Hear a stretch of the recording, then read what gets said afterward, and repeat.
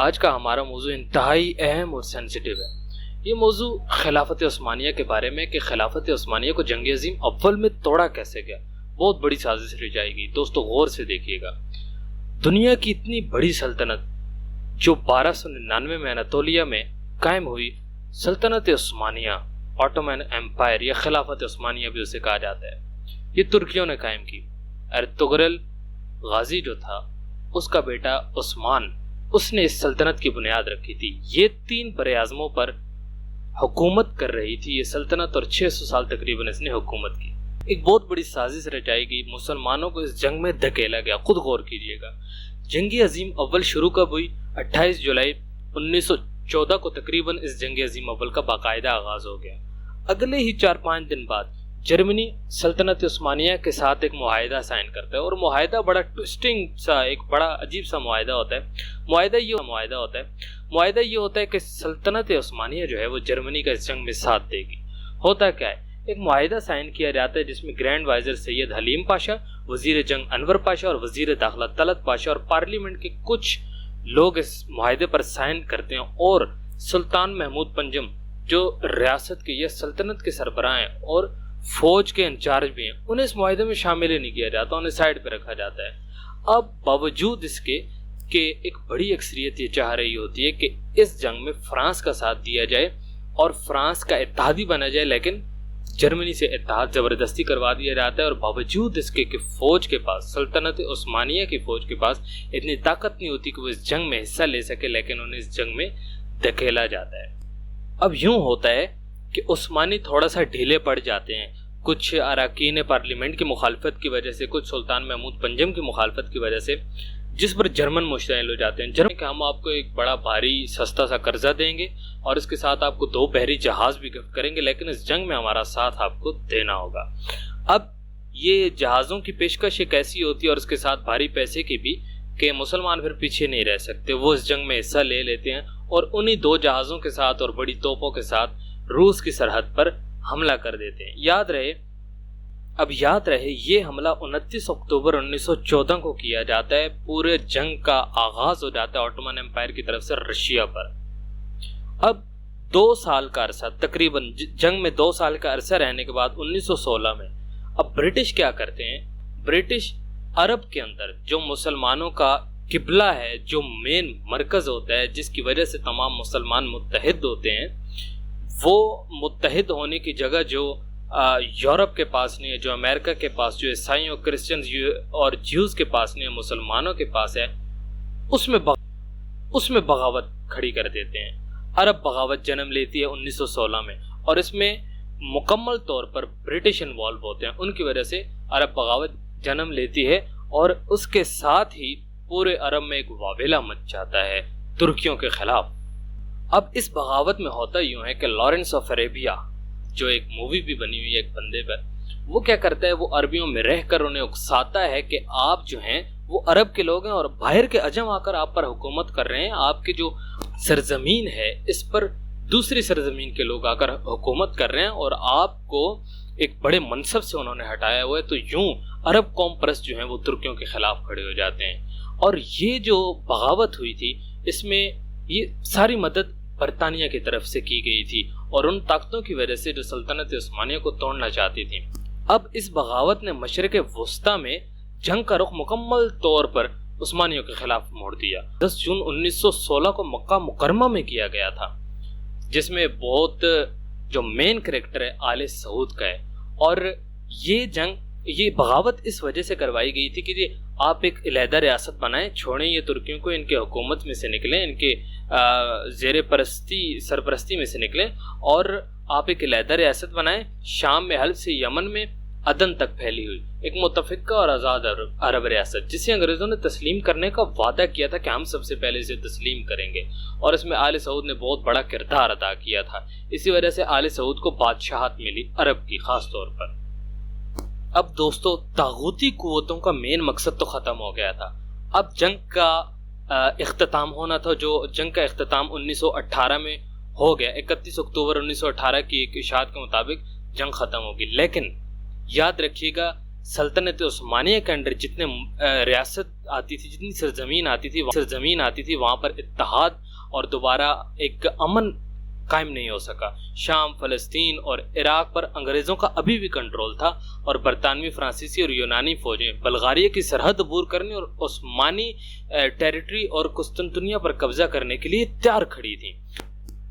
اب دوستو استحکام کی بری طرح ضرورت تھی۔ انور پاشا کی زیر قیادت ینگ ترک حکومت جو قائم ہوئی تھی ان دنوں اسلحہ سازی کے نتیجے میں منہدم ہو گئی تھی۔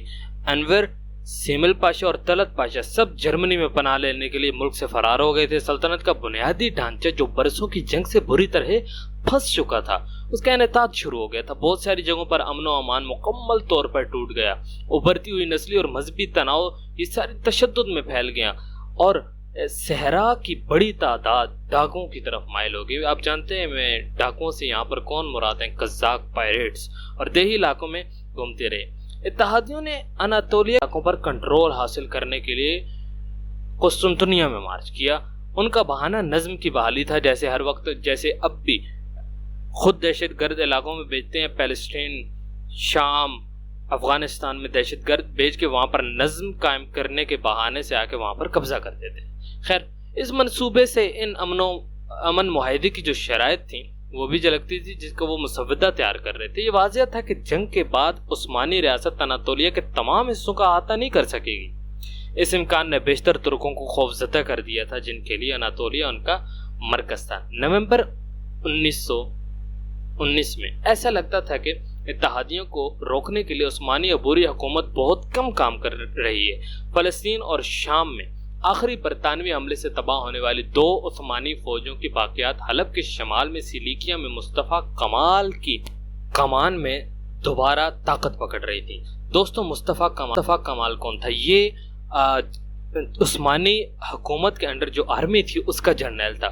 ہوا یوں کہ شروع میں یہ بھی مل گیا برٹش امپائر کے ساتھ جو قبضہ کر رہی تھی، لیکن اسے بھیجا گیا کہ سیلیکیا میں کچھ باغی تھے جو برٹش حکومت کے خلاف کھڑے تھے اور اپنی سلطنت عثمانیہ کے خلاف کھڑے تھے، کیونکہ سلطنت عثمانیہ جو تھی اس وقت وہ بالکل منہدم ہو چکی تھی اور فقط انگریزوں کے تلوے چاٹ رہی تھی۔ خیر، اسے بھیجا گیا مصطفیٰ کمال کو سیلیکیا کی طرف کہ جاؤ، اگر وہ معاہدے پر راضی ہو جائیں اور حکومت کا ساتھ دیں تو انہیں لے آنا، ان کے بڑوں کو، اگر وہ ساتھ نہ دیں تو انہیں قتل کر دینا۔